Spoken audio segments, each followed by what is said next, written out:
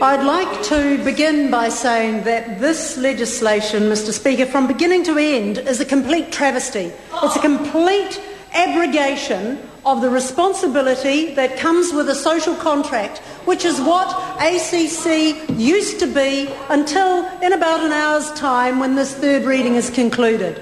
It is a travesty from the very beginning. Its title, with the amendment that the Minister wishes to pass to call it the Accident Compensation Act. Funnily enough, he didn't want to call it that at the start, at the beginning, at the introduction of the legislation. He didn't want to call it that at the second reading of the legislation. It's only in the committee stages that he decided suddenly to call it the Accident Compensation Act, and I wonder why. I wonder why that is.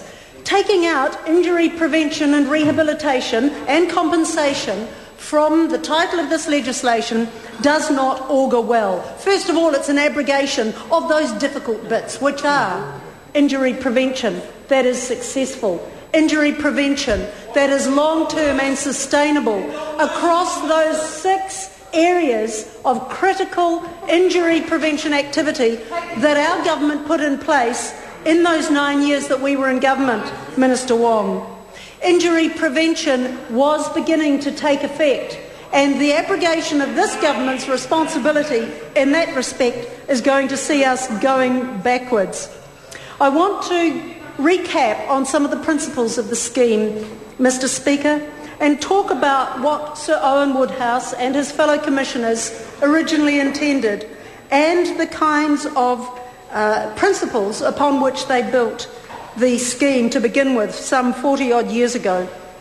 The number of principles was about 5, and the first one of these was community responsibility. Community responsibility meant that everybody paid a little and everybody got a lot. Everybody put in something and everybody got a lot back as and when they needed it. And that goes to the heart of the kind of scheme that ACC is. And for me and for the Labour Party, it goes to the heart of the kind of society we want. And that is what the ACC scheme was about. And this government is shifting the basis of that away from community responsibility towards privatisation faster than you can think of. Faster than you can think of. Because the word is not there does not mean that privatisation is not on the agenda. Because they are preparing on the basis of a private insurance model, and nothing could be more different from a social contract. This does not represent a social contract underpinned by community responsibility anymore, and that is a tragedy.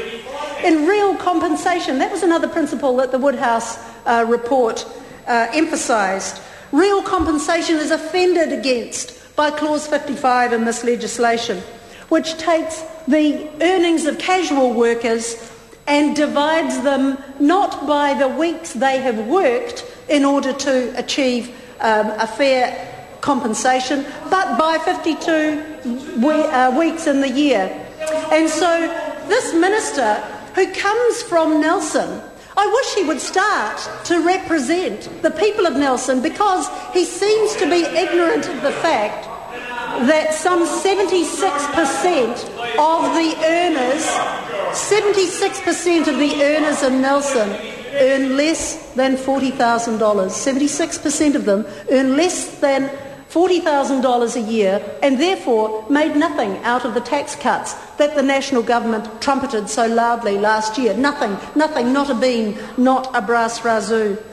And so what he wants to do is calculate compensation. Well, if somebody works for 40 weeks, as is often the case, whether they're picking apples or trimming vines or harvesting kiwi fruit in Nelson, if instead of dividing their compensation, their earnings, by the number of weeks they've worked, say 40, he now, under this legislation, is making that earning be divided by 52 weeks in the year, and everybody knows that's a smaller number. And when you've got 80% of that becoming compensation, then that is inflicting hardship, Minister, on people in in the minister's patch. And that minister needs to front up to those people and to explain, instead of telling one story in Nelson and another story in Wellington, he needs to front up to those people and explain what he has done. Complete rehabilitation is another principle, and that has been offended by this legislation as well. Complete rehabilitation in Clause 4 now has rehabilitation back into work happening at 30 hours a week. Never mind what you used to earn and the kind of job you used to be in, but now, I beg your pardon, Mr. Speaker, but now people will be assessed as being fit for work again if they can work 30 hours a week, regardless of the occupation they used to be in and regardless of the salary they used to earn previously. Comprehensive entitlement. Comprehensive entitlement is another principle that is being infringed and offended against by this legislation. And this one is apparent in Clause 6, which says that a person has to have a 6% hearing loss now in order to qualify for some ACC entitlements. A 6% hearing loss, which is significant because that was demonstrated at the Select Committee. And it's not now just a matter of having a 1 or 2 or 3 or 4 or 5% hearing loss. If you have that level of hearing loss, I'm sorry, you don't qualify anymore. So here we have levies going up and entitlements cut.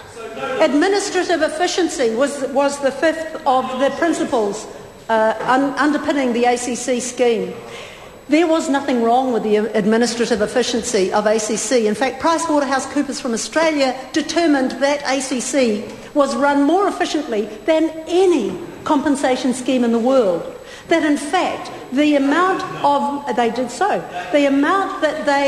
ACC expended on administration was minimal compared with other schemes. And can I say, Mr. Speaker, it's absolutely minimal compared with the profit that would need to be given to private insurance companies who are poised and ready to swoop in at this government's behest. I'd like to say something about some of the half-truths that the Minister has been continually perpetuating in this course of this legislation. One of the half-truths is about $2.4 billion lost in about 2008. Now, Mr. Speaker, the point is that the investments of ACC have been performing above benchmark for the last decade, have been performing above benchmark, international benchmark, for the last decade. In 2008, a recession began in financial institutions overseas. I'm not sure if the Minister's aware of that, but it did in 2008. And so it began to trickle through into ACC's investments. But instead of addressing that issue with the kind of hysteria that Minister has been demonstrating from beginning to end in this process, all that needed to be taken was a long view. Take a long view and watch those investments begin to recover. And sure enough, what have we seen? Now, the earnings on ACC investments and New Zealand superannuation investments are fueling the government's coffers, are improving the government's accounts. And what do we hear from that Minister? Half-truths. I want to talk about one other aspect about which the Minister has been less than fulsome, and that is injury rates. And I want to draw to the Minister's attention in particular things to do with motorcycles and motorcyclists, because some of these figures the Minister will never let the House know, but these are official figures. In 1973, there was something like 77,000 motorcycles on the road in New Zealand. By 2009, that figure had almost doubled. There were 114,000 motorcycles on the road in New Zealand.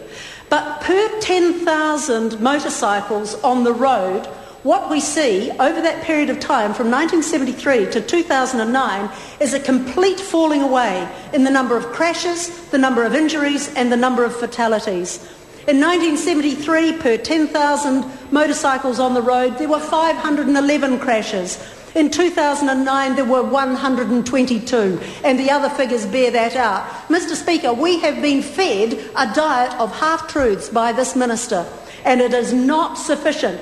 Something is being broken here, and it is a scheme that Point of order. Dr. Speaker, when I last heard about it, a half-truth was akin